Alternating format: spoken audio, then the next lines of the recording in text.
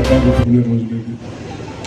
ఎన్నిసార్లు గెలిచామని చెప్పనేది కాదు, ఎన్ని సంవత్సరాలు శాసనసభ్యుల కింద ఉన్నామని చెప్పని కాదు, లేదంటే ఏ పదవులు అలంకరించాలని చెప్పనేది కాదు.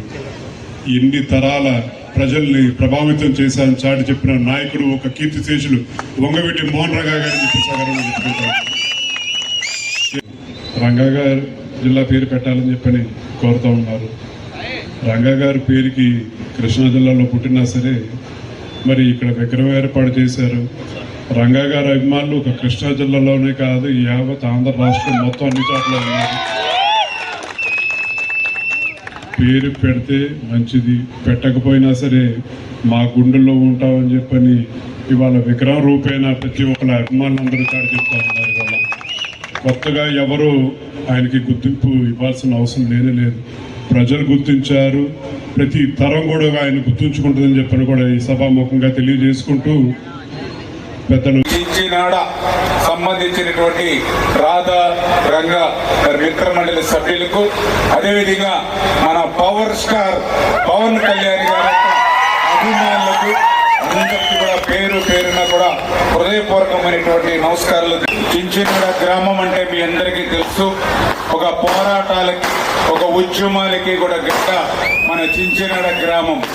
అటువంటి పోరాటాల ఉద్యమాల గడ్డ అయినటువంటి ఈ చించినాడ గ్రామంలో, ఎందుకంటే మనందరికీ తెలుసు వంగవీటి మోహన్ రంగా అంటే ఒక ఉద్యమం, వంగవీటి మోహన్ రంగా అంటే ఒక ఉప్పెన, వంగవీటి మోహన్ రంగా అంటే ఒక సామాజికమైనటువంటి చైతన్యం.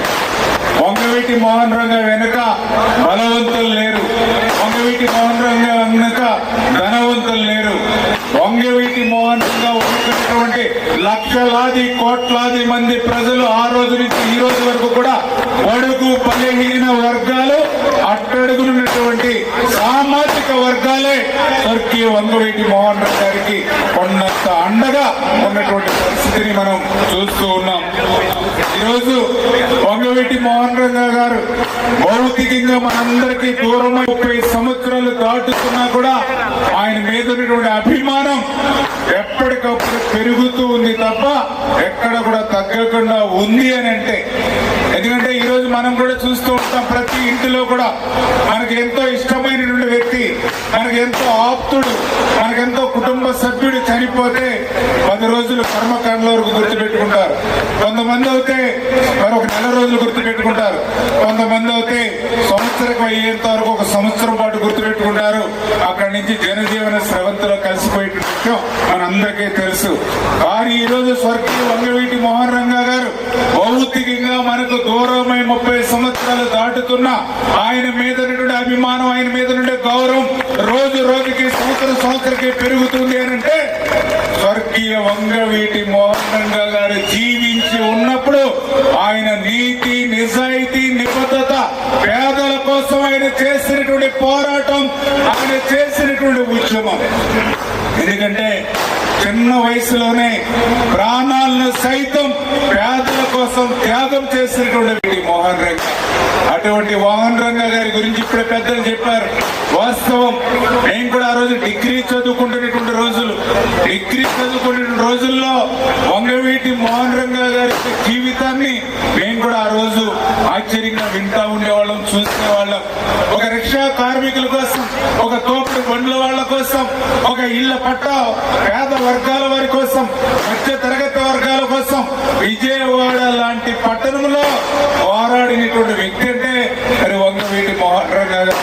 అటువంటి మోహన్ రంగా గారు ఈరోజు భౌతికంగా మన దగ్గర లేకపోయినా ఆయన యొక్క ఆశయ సాధన కోసం ఆయన ఏదైతే పని చేశారో ఆ స్ఫూర్తితోటే ఈరోజు తెలుగుదేశం, జనసేన, బీజేపీ కూటమి ప్రభుత్వం కూడా ఆ స్వర్గీయ వంగవీటి మోహన్ రంగా గారి యొక్క ఆశయాలను ముందుకు తీసుకెళ్లేటువంటి బాధ్యత ఈ రోజు ఈ కూటమి ప్రభుత్వం తీసుకుంటుంది అనే విషయాన్ని కూడా స్పష్టంగా ఈ సందర్భంగా మీ ద్వారా కూడా తెలియజేసుకుంటూ, ఆ రకంగా కార్మికుల కోసం, శ్రామికుల కోసం, పేద బడుగు మధ్య తరగతి వర్గాల కోసం ఆ యొక్క వంగవీటి మోహన్ రంగా గారి యొక్క కృషి ఈ రోజు ఈ తెలుగుదేశం, జనసేన, బీజేపీ కూటమి మేనిఫెస్టోగానే పెట్టుకుని ఈ రోజు మేము ముందుకెళ్తామనే విషయాన్ని కూడా మరొక్కసారి